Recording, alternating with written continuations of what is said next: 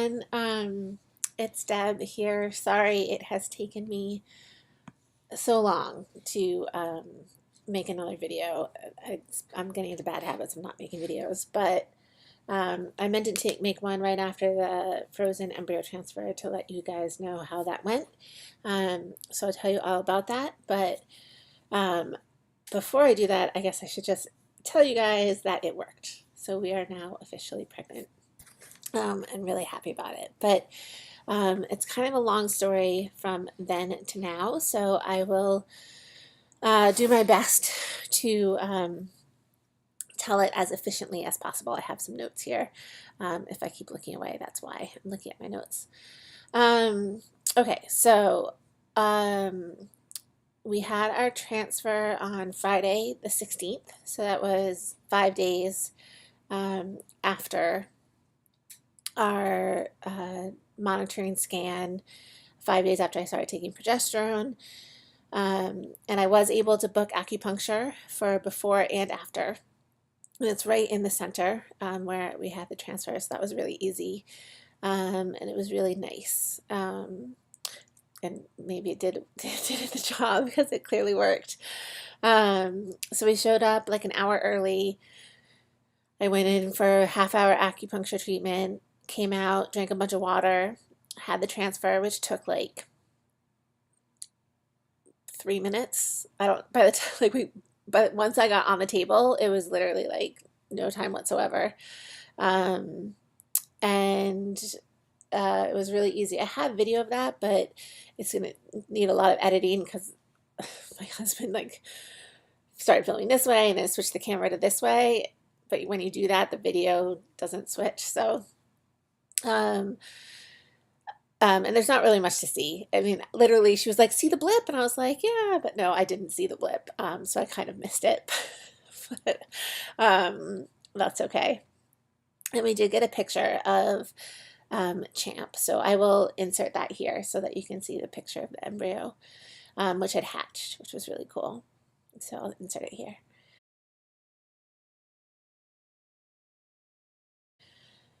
So then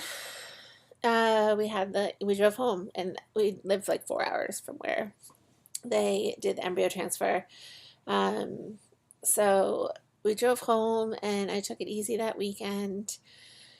And then I made it till Wednesday, the following Wednesday. So that is the 21st. So it was, I think, 5 days past 5-day transfer. And it got a very, very faint line. But because in July we had like convinced ourselves that we saw a faint line, and I was never pregnant. The beta came back totally negative. So we didn't really trust ourselves. So we didn't tell anyone, and we basically told them it was inconclusive, which I don't know what they thought that meant. If they were TTCers, like, would you guys ever think like it was inconclusive, what that means? Like, if it's a pregnancy, it's either positive or negative. But they bought it, so that worked. Sorry for those of you who got that story and are now watching this video. So then the next morning, which was actually the morning that we had agreed we would test, I just cheated Wednesday morning because I couldn't wait any longer. And that was more positive, but still really faint. And we really wanted to be sure before putting our family through another, yes, we're pregnant. No, we're not. So I actually told my family that we didn't have, I don't know, I lied, which didn't feel good, but we wanted to be sure. And so then Friday morning, so this was exactly a week post-transfer, we took, that was the other thing. On Thursday morning, we took a digital, and the digital came back negative. So there was a faint line on one, and then the digital came back negative. But there's different sensitivities. So I wasn't worried. I was actually pretty sure that it had worked, but because we were getting faint lines, but we wanted like it to be positive before we said anything. So anyway, Friday morning we got the positive. We got a darker line and the positive on the digital, which I took a picture of and sent to my mom and my sister, who have really been with me throughout this whole thing, and that was really fun. So, and then I had to leave for work. I had to work that weekend, so I didn't test again until Sunday night, which was hard because I just every day wanted to like make sure everything was still, I was still pregnant. But also probably good because I had to just like relax about it and I couldn't test 50 times a day. Um, so then I took another test Sunday night. It was, of course, positive. And then Monday morning we had our beta, and that came back at 226.2, which I don't know if that's like high in the grand scheme of things, but so this was like 15 days DPO, or 9 days after a 5-day transfer. Um, and but my that same time in December when we got pregnant, it was 40. So when it came out with 226, we were pretty psyched. We were like, "Oh my God, like it's real. This is real." And the doctor's office called back and said, "Well, because it's over 100, we don't usually test again unless you want to." And I was like, "I want to." There's no doubt in my mind that I really just wanted to be reassured that everything was progressing. I mean, we've just been through a lot, and I didn't see what the harm was in doing one more blood test. So we did that on Thursday, September 20. Nope, sorry. Thursday, September 29th. So the first one was on Monday, the second one was on Thursday, and the second beta was 963.3. So we were like, she's in there, which was really, really, really good news. But still, like, we could never really truly celebrate it because we celebrated last time and look at what happened. And you're just, I don't know. I feel like when you go through miscarriage like that, especially after trying so hard for so long, you just become weary and you're just kind of like, until I see that heartbeat, I don't think I can celebrate because we just don't know. Anything can happen. And even though we knew that Champ is chromosomally normal because we did PGD and PGS, but it still, anything can happen. You never know. There's little, biologic mutations and stuff, genetic code that they can't test for that might cause it to miscarry. So we waited to tell most people, including most family, until our first ultrasound.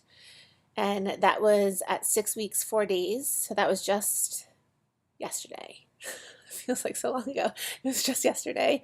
And we got to see her heartbeat, and she's measuring perfectly, and everything is amazing. And so now we're finally really like, oh my God, okay, we're pregnant. Like it's still early, like something could happen, we're not at the 12-week mark or anything, but we can finally start to really feel it and enjoy it. However, I can't enjoy it because I'm so sick. I'm enjoying that I am pregnant, but I can't necessarily say I'm enjoying being pregnant yet. Not complaining at all. I just didn't realize that this is what morning sickness felt like. I know it's probably different for different people, but okay, so I'll get into symptoms in a minute. So anyway, we're pregnant 6 weeks, 4 days. My weeks turn over on Sunday, so I'm almost 7 weeks basically. Oh my God, I can't even believe I'm saying these words. It's so awesome. It's so awesome. And to be honest, going into this, like I just knew it was going to work, which I hadn't felt ever throughout this whole process. I never was so confident in something working. I just felt like she was my daughter already, and I already love her, and she wasn't even my body yet, and I was like in love with this ball of cells. So I don't know. I'm not surprised that it worked. I'm ecstatic, but not surprised. Plus we did the PGD, and I was just like, if I don't get pregnant under this scenario, something's wrong. Something's really wrong because she's great to go, and I'm not stressed, and I'm on like a zillion different hormones, which are making my body miserable. So it sounds like I should be pregnant, right? Anyway, I just felt good about it. And maybe that's helped too because I was so positive. Although I had my moments, I had my moments of doubt, but I was for the most part pretty positive about it all. So, symptoms. My breasts were already hurting from the estrogen and progesterone, I guess. But during week 5, um, it really kicked in. Like my breasts became really, really, really sore. So sore that it woke me up when I like moved at night. um, if I took a bra off, it felt like they were being ripped off my body. It was, I mean, they're big anyway, but they really, really hurt. And they're huge, like heavy, swollen monsters, beasts of burden, I started calling them because that's what they feel like. Um, what else? The fatigue got worse from my last video. Crazy fatigue, and actually the fatigue, like everything got amped up. I guess that was week 4. That's just a little bit, and I kind of just knew that I was pregnant. But then in week 5, it got like turned up. Volume got turned way up. So, and morning sickness kicked in, and I do this because it wasn't first of all, it wasn't morning sickness. I haven't vomited yet, or at all, hopefully ever, knock on wood, but certainly not yet. And but my stomach has just been upset. So more like indigestion, heartburn, gurgly, burpy feeling. And I felt this in December, but this is like on a whole new level, um, which was a good sign, of course. And that's gotten worse and worse and worse. So I like felt it maybe a little bit at the beginning of week 5. It kind of kicked in 5 weeks, 3 days, or something like that. And then I would say on Sunday, so when I turned 6 weeks, it got worse, way worse. And I had like diarrhea, and I was really, really sick. I was so sick all the time. I felt sick from morning to night. And it wasn't, my stomach hurt, like hurt. I don't know how else to say it, like a stomach ache. And I would get like a wave of nausea every now and again. Um, oh, before this all happened, before week 6, so during week 5, my smell went crazy. Like people eating lunch at work, I had to leave the building. I couldn't, and it didn't make me nauseous. I was just like, oh, like bad smell, bad smell. And it was just people's lunches. So, one person's lunch can smell bad, but everyone's lunch, that doesn't make sense. Um, so I noticed that. So sorry about that. So anyway, so that was like week 5 is when that really kicked in.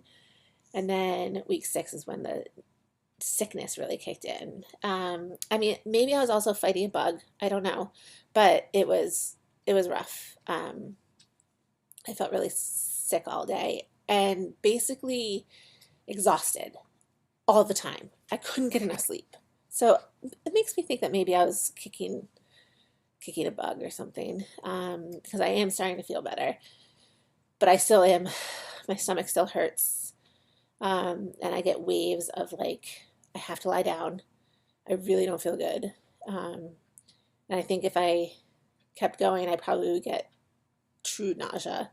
But luckily I've been able to just manage it by like lying down and letting it pass. If I get hungry or if my stomach gets empty, I'm a mess, because at that point my stomach's already so upset that like the only thing that'll make me feel better is to eat, but it's really, really hard to eat because my stomach hurts, and it's so upset that when I put something in it, if it's not the like exact thing that it wants, then it hurts, and I'm like burping and burping and burping and indigestion, and oh, it's terrible. So I'm getting the hang of it. Like I'm figuring out a system that will work for me. Certainly making sure my stomach doesn't get empty is a big one, which doesn't bode well for the weight gain. it is what it is. I don't eat a lot. I just, have something in my stomach, saltines or graham crackers or protein every now and again to try to get something that stays in there. Um, and then also in week 6, my breast soreness didn't go away, but it's kind of started to fluctuate. And they don't hurt as much as they did in week 5. They still hurt. And, I found at night they tend to hurt more, like right before bed as I'm getting changed into my pajamas. They tend to hurt more, but nothing like week 5, where oh my God, it was terrible. Like if my bra moved, it felt like my nipple was getting torn off. It was crazy. It was so painful. My nipples and my breasts both were so sore. So I guess my nipple pain has gone away. I'm sorry, this is a lot of information, but hey, we're ladies, right? We can discuss it, share the info. So what else? My breast loss. So week 6 has been more sickness and less breast soreness and a mix of fatigue. In the beginning, I was really, really tired, couldn't get enough sleep, but now I'm starting to perk up a little bit. Like I haven't taken a nap today, which is amazing. I've also gone for walks. Oh, my husband just got home, so I'm going to pause this. So my husband just got home from the store after doing all the grocery shopping, and he bought me flowers. He's the best man in the world. Isn't that lovely? So I just wanted to tell you ladies that, how special. He's been so good in cooking for me and taking care of me so well, which has been so amazing. Anyway, so I think that's it for symptoms, and we're pregnant, which is so exciting, and now I'll do weekly updates, which I've been wanting to do for so long, and now I get to do them. It's so exciting, and I know that there's some out there who are on a similar timetable as I am, which is so exciting. They started posting way before I did, so they had me beat on that, but it's exciting to be going through this process with you ladies. So I actually turned 7 weeks on Sunday, so I probably won't post again until 8 weeks, and I'll tell you about my 7th week. Anyway, thank you all for your support, and fingers crossed that we make it to 12 weeks. It's still kind of eating away at the back of my brain, but the fact that we saw a heartbeat was like a really, really, really good sign, and our doctor told us that we have a really good chance of this going to, being a successful pregnancy and getting to meet our little champ. All right, thanks guys. As always, thank you for sticking with me and supporting me, and I love watching your videos. I haven't commented on any because I didn't want to comment because I didn't want to have to hide the truth from you about our good news. But now I'll go back and comment on all these videos I've been watching. And we'll see you in a week. Thanks, ladies.